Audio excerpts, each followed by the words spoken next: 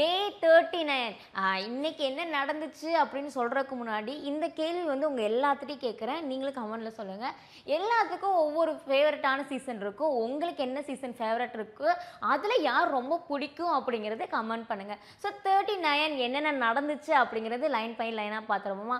First எடுத்தோனே இன்னைக்கு இந்த சாப்பிட்ற இடத்துல தான் பிரச்சனைன்னு ஒரு விஷயம் ஆரம்பிச்சிச்சு. என்னன்னா இந்த நாள் வந்து நேற்று என்னன்னா பிக் பாஸையே கதற விட்டு நானே டாஸ்க் விளாண்டுருவ போல உங்களுக்கு சொல்றதுக்கு அப்படின்னு சொல்லி அவரே கதற விட்டாங்க. ஸோ இன்னைக்கு யாருமே வந்து பிரச்சனை பண்ணாமல் சண்டை போடாமல் கேம் விளாடணும் அப்படின்னு சொல்லி நம்ம எஃப்ஜே சொன்னார். ஸோ சொன்னதுக்கு அப்புறமே யார் வம்பிழுத்தாங்கன்னா நம்ம திவாகர் தான். திவாகர் அண்ணா நீங்கள் தான் வந்து அடிக்கடி வந்து சண்டை போடுறீங்க. ஸோ நீங்கள் வந்து கொஞ்சம் அமைதியாக ஆனீங்கன்னா சண்டை கொஞ்சம் கம்மியாக இருக்குங்கிறது நார்மலாக ஒரு மனுஷன் சொன்னாருப்பா. உடனே வந்துட்டு நான் மட்டும் தான் இங்கே பேசுகிறேன்னா மற்றவங்க யாரும் பேசுறது இல்லையா, நான் மட்டும் தான் சண்டை போடுறேன்னான்னு சண்டையே போடாதீங்கன்னு சொன்ன அடுத்த நிமிஷமே சண்டைக்கு வந்தார். ஸோ நம்ம பார்வதி என்ன பண்ணாங்கன்னா, அண்ணா அவரும் நார்மலாக தானே சொன்னார் அப்படிங்கிற ஒரு விஷயத்த சொன்னோன்னே எஃப்ரே மேலே அந்த காண்டை அப்படியே நம்ம பார்வதி மேலே வந்து திருப்பி நீ வந்து என்ன நீ மட்டும் இப்போ வந்து ஏதோ நாட்டுக்கு ராணியாக ஆக்கணுனால நீ வந்து இது பண்ணாத, நீ ஒன்றும் பேசாத, நீயே வந்து என்னோட பாயிண்டை தான் வந்து பேசிகிட்டு இருக்க, நான் தான் வந்து ஒயில் காலில் வந்த 4 பேர்த்தையும் வந்து 4 விதமாக பேசுகிறவங்க அப்படின்னு நான் சொன்னேன். அதுவே நீ ஒரு பாயிண்டாக எடுத்து நீ என்னோட பாயிண்டை வச்சு நீ பேசிகிட்டு இருக்க, நீ ஏன் இதெல்லாம் பேசுகிற? கேவலமாக பேசுகிறதே தப்பு தான், ஆனால் அந்த கேவலமாக பேசுனது நான் தான், அதையே நீ பேசுகிற அப்படின்னு சொல்லிட்டு கேவலமாக திரும்பி பேசிகிட்டு இருக்காரு. இங்கே வந்து பார்வதிக்கும் திவாகருக்கும் மாறி மாறி சண்டை வந்துச்சு. ஸோ மறுபடியும் அந்த ராஜா ராணி அந்த டாஸ்க்குள்ளே போகணும் அப்படிங்கிறத சொல்லி திரும்பி டாஸ்க் வந்து ஸ்டார்ட் பண்ணாங்க. என்னென்னா இன்னைக்குள்ள டாஸ்க் என்னென்னா ஒவ்வொரு டீம்லேருந்து ஒவ்வொருத்தவங்களும் வந்துட்டு மார்க் பண்ணணும். அதுதான் வந்து அந்த கேமோட ரூல்ஸ் அப்படிங்கிறது முன்னாடியே வந்து நம்ம பிக் பாஸ் சொல்லிட்டாரு. ஸோ இப்போ வந்துட்டு இந்த சிங்கிங் டீம்லேருந்து ஒருத்தர் போய் அங்கே பாட்டு பாடணும், அங்கே இருக்கவங்க ஒருத்தவங்க வந்து நடிக்கணும் அப்படிங்கிறது இன்றைக்குள்ள டாஸ்க்கு. ஸோ ஃபஸ்ட்டு வந்து அதுக்கு முன்னாடி நேற்று ஆர்ஆர்க்கும் திவாகருக்கும் சண்டை வந்ததுக்கு நாட்டு ராணி வந்து எந்த தீர்ப்புமே சொல்லலை அப்படிங்கிறது மறுபடியும் வந்து பிரச்சனை பண்ணாங்க. ஸோ இதில் வந்து 2 பேருமே நீங்கள் மாறி மாறி பேசிக்கிறீங்க, 2 பேர்த்துக்குமே வந்து ஜெயில் தண்டனை கிடைக்கும் அப்படின்னு சொன்னாங்க. உடனே அங்கே இருக்க நாட்டு மக்கள் தப்பு பண்ணவருக்கும் ஒரே இதுவும் தப்பு பண்ணாதவங்களுக்கும் ஒரே இதுதா, திவாகர் தான் வந்து தப்பாக பேசினார்னா திவாகர் தானே ஜெயிலுக்கு போகணும், எதுக்கு வந்து அரோரா உள்ளே போகணும் அப்படிங்கிறத கேட்டுட்டு இருந்தாங்க. கேட்டுட்டு இருக்கும் போதே வந்துட்டு அங்கே இருக்க மந்திரி வந்துட்டு நான் வந்து இப்படி தப்பாக பேசுகிறேன் அப்படின்னு ஒரு வார்த்தை சொல்லுவேன். மந்திரினா யாருன்னு தெரியும், நம்ம திவாகர் தான் சொல்கிறேன்.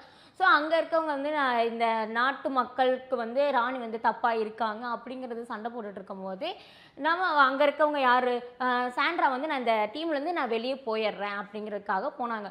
உடனே நம்ம திவாகர் வந்து அவங்கள வந்து கையை பிடிச்சி நிப்பாட்டின உடனே அவங்களே வந்து என்னை காப்பாற்றுங்க காப்பாற்றுங்க காப்பாற்றுங்கன்னு கத்துற அளவுக்கு அவர் பிடிச்சி லாக் பண்ணார்.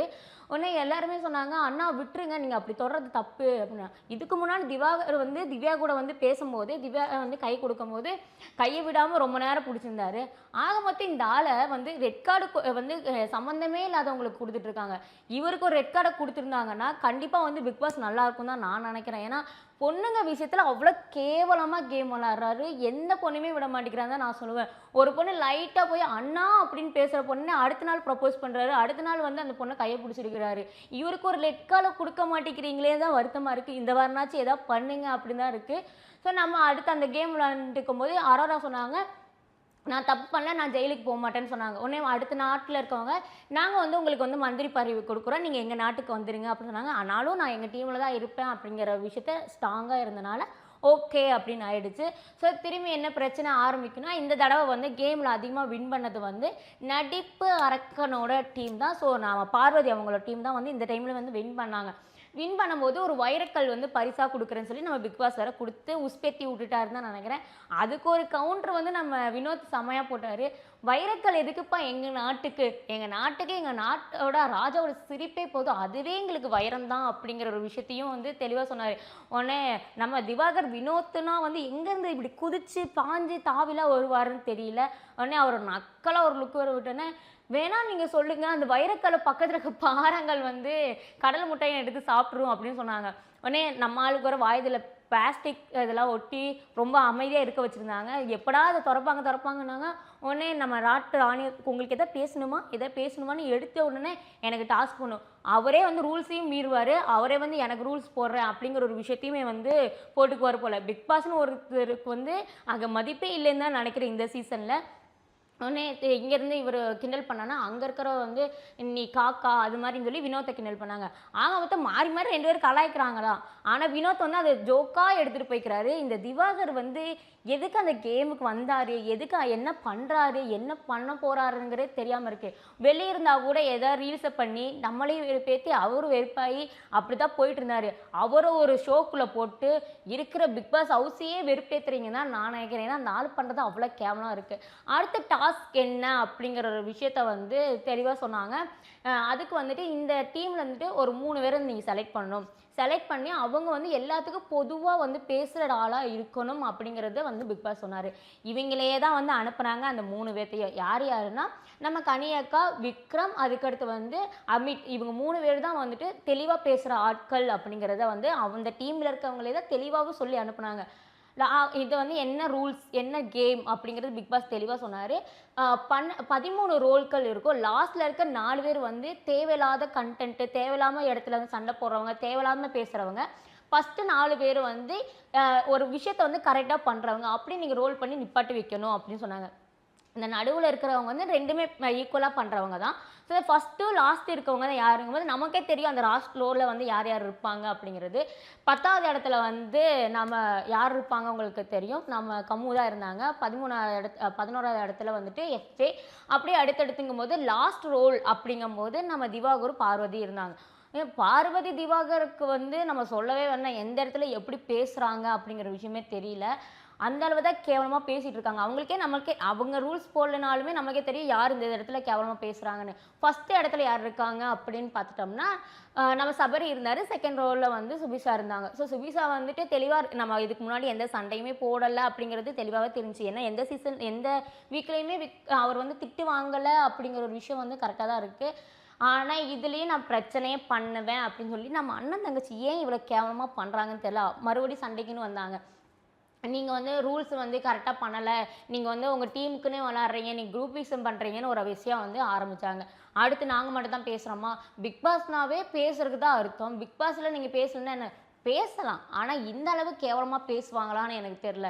ஏன்னா திவாகர் வாயிலேருந்து வர்றதெல்லாம் தேவையில்லாத வார்த்தை, பார்வதி வாயிலேருந்து வர்றதெல்லாம் வந்து மியூட் போடுற வார்த்தை தான் வருது. அந்த அளவு தான் பேசுகிறாங்க. இந்த சீசனில் தான் அதிகமாக மியூட் பண்ணி வந்து எடிட் பண்ணுவாங்க நான் நினைக்கிறேன். ஏன்னா அவங்க பேசுகிறது எல்லாருமே வந்து அந்தளவு தான் கேவலமாக பேசிகிட்டு இருக்காங்க. ஏன்னா பார்வதி பேசுகிறதுல நம்மளுக்கு வந்து தெளிவாகவே தெரியுது என்ன வார்த்தை பேச போகிறாங்கங்கிறது. திவாகர் பேசுகிறது எந்த கண்டென்ட்டுக்கு பேசுகிறாருன்னே தெரில. ஆக மொத்தம் பேசிட்டு திரும்பி என்ன விஷயம் சொன்னாங்கன்னா, கனியக்கா நீங்கள் தான் இந்த இடத்துல நிற்கணும், நீங்கள் தான் வந்து எல்லாத்துக்குமே வந்து மூட்டி விடுற வேலை பண்ணுறீங்க அப்படிங்கிறது திவாகர் சொன்னார். கனியக்கா மூட்டி விட்றாங்கன்னா அந்த அளவாக மட்டும் இந்த ஆளுக்கு அறிவு இருக்க போது, அந்த அளவுக்கு அறிவு இல்லாதனால தான் வந்து பொண்ணுங்கக்கிட்டேயும் சரி கேம்லேயும் சரி புரியாமல் விளாண்டுருக்காருன்னு தெரியல. ஆக மொத்தம் அடுத்து திவாகர் வாய் திறந்தோடனே நம்ம தங்கச்சி வந்து அடிக்கணும்ல. திவாகர் திறந்தோடனே பார்வதி வந்துட்டு அக்கா கேம்னா வாய் பேசதான் செய்வாங்க, எனக்காக நான் பேசதான் செய்வேன் அப்படின்னாங்க.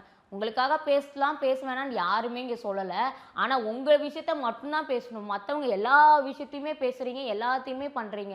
அடுத்துக்கு நம்ம எஃப்ஜே வந்து நீங்கள் இப்படி பண்ணுறீங்க, இந்த டீமுக்கு வந்து நீங்கள் கரெக்டாக வந்து நிற்க வைக்கல அப்படிங்கிற 3 பேர்த்தையும் சொன்னாங்க. நீங்களே தான் அனுப்புனீங்க, நீங்களே அவங்கள குறை சொன்னேன் அப்படி.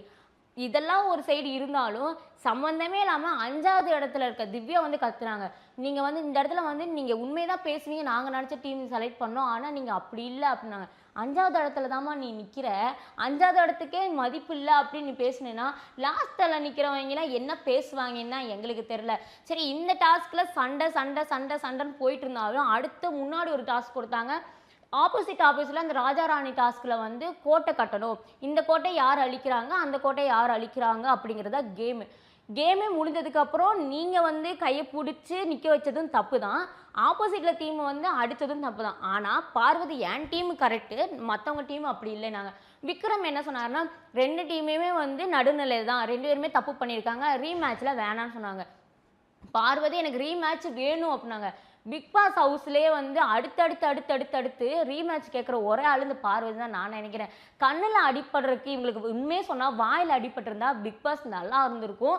இல்லைன்னா இந்த வாரம் வந்து வெளியே போகணும் அப்படிங்கிறதுல வந்து இவங்க இருந்திருந்தாங்க இன்னும் நல்லாயிருக்கும். ஆனால் இந்த வாரம் வெளியே போகிற லிஸ்ட்டில் வந்து கம்மியான ஓட்டு இருக்கிறது வந்து நம்ம சுபிக்ஷாக்கு தான் இருக்குது. ஆனால் அவங்க தான் அவங்க தான் அடுத்த வாரத்தை கேப்டனுக்காக ஒரு டாஸ்கில் வந்து வின் பண்ண ஒரு ஆளாக இருக்காங்க.